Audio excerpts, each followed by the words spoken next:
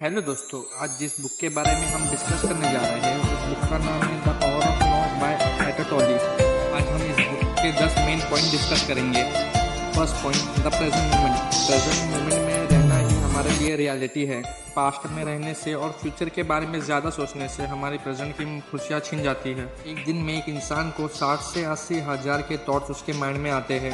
हम अपने मन ही मन में खुद को कुछ ना कुछ बोलते रहते हैं, अपने पास्ट के बारे में या फ्यूचर के बारे में। पास्ट के बारे में सोच के हमें दुखी रहते हैं और फ्यूचर के बारे में सोच के हम घबराहट और स्ट्रेस महसूस करते हैं।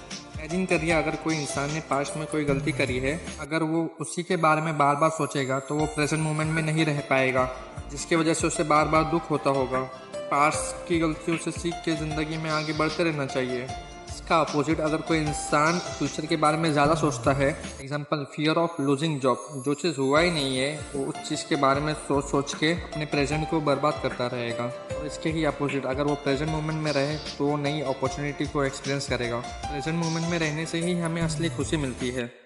Second point, identification with the ego. Because of ego a human brain suffer. जब हम खुद को अपने थॉट्स के साथ बांध लेते हैं तब हम रियलिटी को नहीं देख पाते। फॉर एग्जांपल, एक इंसान ने अपनी ज़िंदगी में बहुत उतार चढ़ाव एक्सपीरियंस किया अपने करियर में, जैसे कि उसे प्रमोशन ना मिलना। अगर वो खुद को अपने जॉब टाइटल से ही आइडेंटिफाई कर ले तो वो खुद को एक फेलियर ही तरह दिखता रहेगा और ज़िंदगी में कुछ नहीं कर पाएगा। अगर हमें अपने ईगो से डिटैच होना है तो हमें खुद के थॉट्स, इमोशन के को ऑब्जर्व करना होगा। तो इस वजह से हम बेवजह सफरिंग से फ्री हो जाएंगे और पीस महसूस करेंगे प्रेजेंट मोमेंट में।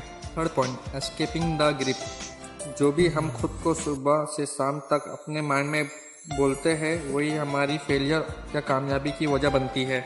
इमेजिन करिए, एक इंसान इम्पोर्टेंट प्रेजेंटेशन के ऊपर वर्क कर रहा है।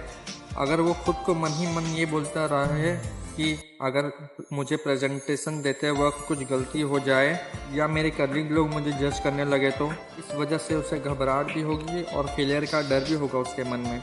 ये करने से अच्छा अगर वो इंसान अपने मन ही मन क्या बोल रहा है उसको ऑब्जर्व करे और उसके बारे में अवेयर रहे बिना उसमें इन्वॉल्व हुए, तो वो अपने उस थॉट्स के ऊपर कंट्रोल पा सकता है। Point number 4, awareness and present. अगर हम अपने ज़िंदगी के हर मोमेंट में प्रेजेंट रहे तो हम खुद के बारे में अवेयर हो सकते हैं। हम खुद के बनाए हुए रिपीटेटिव थॉट्स और नेगेटिव थॉट्स में फंसे रहते हैं, या तो हम ज़्यादातर अपने पास्ट या फ्यूचर के बारे में ही सोचते रहते हैं। अगर हम प्रेजेंट मोमेंट में ही रहे तो हम मन की शांति को ढूंढ सकते हैं। प्रेजेंट मोमेंट में रहना मतलब अपने थॉट्स को ऑब्जर्व करना बिना उसे जज करे। हम अपने मन ही मन खुद को क्या बोल रहे हैं उससे डिटैच होना। अगर कोई इंसान स्टेज पे जाके परफॉर्मेंस देने से घबराता हो तो वो इंसान अपने आसपास के एनवायरमेंटल साउंड पे ध्यान दे के या 3 बार ब्रेथ करके या छोटा सा ऐड करके वो प्रेजेंट मोमेंट में आके अपना एंजाइटी के साइकिल को ख़त्म कर सकता है। Point number 5, acceptance of the present. बिना हिचकिचाहट के हमें अपने प्रेजेंट सिचुएशन को एक्सेप्ट करना चाहिए। और बताते हैं, हमारे प्रेजेंट मोमेंट में जो सफरिंग है, चाहे वो हमारे करंट सिचुएशन से हो, पास्ट का कोई इवेंट से हो या फ्यूचर के अनसर्टेनिटी के बारे में हो, इसके वजह से हमारे माइंड में बहुत सारे कन्फ्यूजन रहते हैं। इसलिए आज़ादी यही है कि हम अपने प्रेजेंट मोमेंट को एक्सेप्ट करें बिना उसे चेंज करें। जब हम अपने प्रेजेंट मोमेंट को एक्सेप्ट करते हैं बिना उसे जज करें तो हम अपने इमोशनल बर्डन से फ्री हो जाते हैं। प्रेजेंट मोमेंट में रहना हमारी एक्टिव चॉइस है। जब इंसान जो हो रहा है उसे वैसे ही चलने देता है बिना उसे रेसिस्ट करे तो वो अपने दिमाग में सेंस ऑफ पीस और इनर काम को महसूस करता है और इससे हम अपनी लाइफ को अच्छे से समझ सकते हैं और पर्सनल और प्रोफेशनल लाइफ में डेवलपमेंट कर सकते हैं। Point number 6, finding stillness. एक बार एक भिखारी डब्बे पे बैठकर खाने और पैसों के लिए भीख मांग रहा था। जब एक आदमी उसके पास से गुजरा तो उस भिखारी ने उससे भी पूछा, क्या कुछ पैसे मिलेंगे? यहाँ पर वो आदमी बोला, मेरे पास तुम्हें देने के लिए पैसे नहीं हैं। लेकिन उस आदमी ने उस भिखारी से कहा, उस बॉक्स में क्या है जिस पे तुम बैठे हुए हो? भिखारी ने बोला, ये तो एक फालतू बॉक्स है जिस पर मैं 20 साल से बैठकर भीख मांग रहा हूँ। लेकिन वो आदमी उस बॉक्स को खोलने के लिए जिद पर अड़ गया। बॉक्स खोलने पर वो चौंक गया, वो सोने से भरा था। स्टोरी की तरह ऑथर हमें यही बताना चाहते हैं कि शांति हमारे अंदर ही होती है। हम में से ज़्यादातर लोग इसे बाहर की दुनिया में ढूंढने की कोशिश करते हैं। Habit number 7, transcending the egoistic self means जब हम अपने ईगो को ट्रांसेंड कर जाते हैं तब हम खुद के साथ डीपली कनेक्ट हो सकते हैं। हम कर सकते हैं खुद को सरेंडर करके, मीन्स जो है उसे एक्सेप्ट करें और चीज़ों को लेट इट गो करें। की वजह से हमें सेंस ऑफ पीस महसूस होगी हमारे माइंड में। जब हम अपने माइंड में खुद को अपने डिज़ायर और फियर के साथ आइडेंटिफाई कर लेते हैं तब हमारा ईगोइस्टिक सेल्फ बाहर आता है। हम इसे ट्रांसेंड कर सकते हैं हमारे सिचुएशन के बारे में अवेयर रह के। एग्जाम्पल, इमेजिन करिए एक इंसान खुद को आइडेंटिफाई कर लेता है अपनी अचीवमेंट से, अपने सोशल स्टेटस से। ट्रोल बताते हैं कि असली फ्रीडम है हम खुद को ये सब एक्सटर्नल फैक्टर से अलग समझें।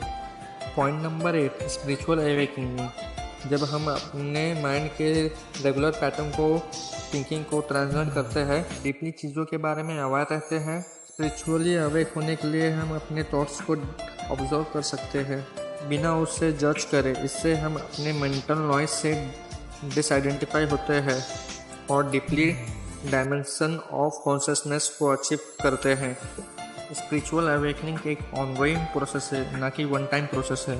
ये इन्वॉल्व करता है हम हमारी अवेयरनेस के बारे में, हमारे इमोशनल के बारे में, हम क्या एक्सपीरियंस कर रहे हैं उस चीज़ के होने में। Point number 9, practical advice for daily life. जब हम नहा रहे होते हैं तो हम काम के बारे में सोचते हैं और जब हम काम पे होते हैं तो किसी और चीज़ के बारे में सोचते हैं। कंसिडर करें एक सिचुएशन जहाँ पे एक इंसान स्ट्रेसफुल सिचुएशन एक्सपीरियंस करता है अपने वर्क पे। उसके ऊपर जो प्रेशर आ रहा है उसके ही बारे में सोचने रहने की बजाय अगर हम 3 गहरी सांस लें और अपने थॉट्स और इमोशनल को ऑब्जर्व करें बिना उसमें इंडल्ज हुए, तो यही बताते हैं कि हम इससे अपनी लाइफ में अवेयरनेस ला सकते हैं। जो हमारी डे टू डे एक्टिविटी है लाइक वॉकिंग, ईटिंग और वॉशिंग डिश, उसे हम फुल अटेंशन के साथ करें। इससे जो हमारा हैबिचुअल टेंडेंसी है हमारे माइंड में पास्ट और फ्यूचर के बारे में, वो भी ब्रेक होता है। Point number 10, living harmony. हम एक थॉट्स को पकड़ के पूरा दिन नहीं बैठ सकते। जब हम प्रेजेंट मोमेंट में रहते हैं तब हम एक सेंस ऑफ हार्मनी महसूस करते हैं खुद के साथ और दुनिया के साथ।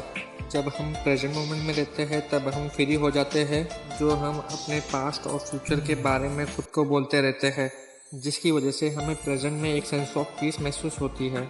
Conclusion, when we practice the power of now principle, we can get free from our mental noise about our past and future and feel the sense of peace with oneself and with the universe.